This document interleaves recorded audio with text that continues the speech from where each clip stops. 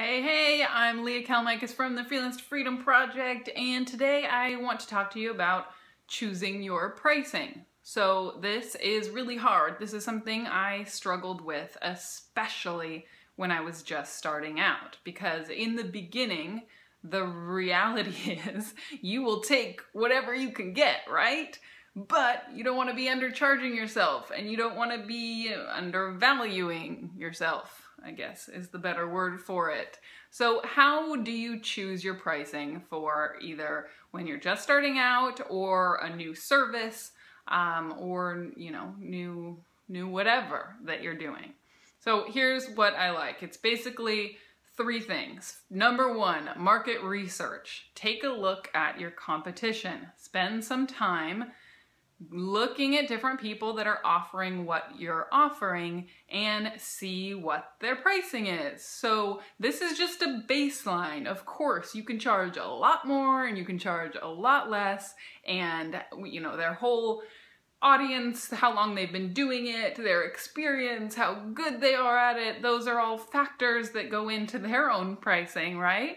But it just gives you an idea of what the market is potentially paying for something.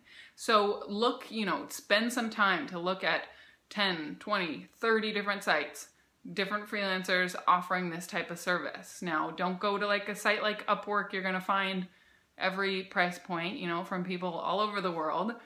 But a good place to start is in like our FTF free community group. You can see what different freelancers are offering on their own websites for similar services to you.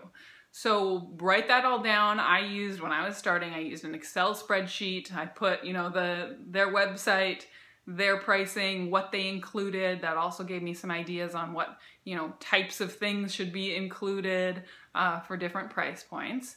And then you have an idea of what the market is paying for it. If they're in business, then someone's paying them for those prices.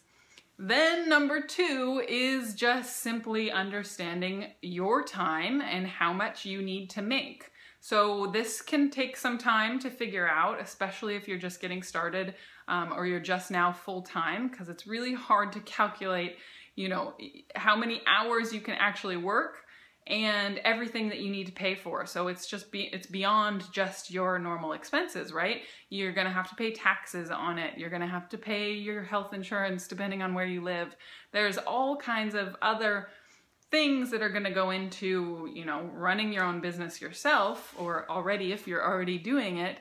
And there's a lot of time that you have to spend on admin and marketing and all of that, and you have to set aside the time for that. So you can't just say, I can work 40 hours a week and I want to make X, divide it, and come out with a number per hour, right?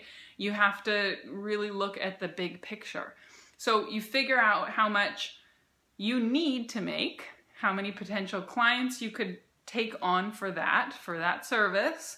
And you also then, number three, is figure out what feels good to you right now.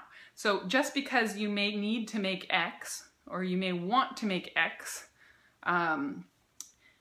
that doesn't need to be just that to become your pricing. You also have to decide where you're at right now, what feels good to you. So for some people that might be a lot less, especially if you're just starting.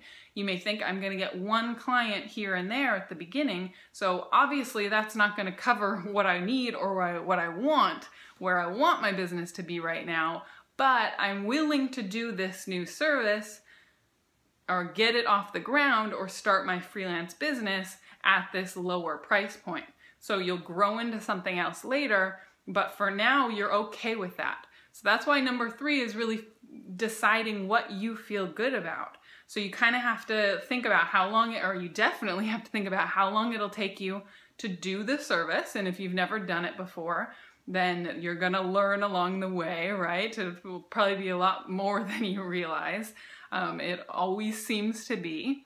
But understanding how long it takes to do something and what will feel good, because if you don't feel good in offering, if you price too low and you're not feeling good about it, you're gonna end up resenting the client.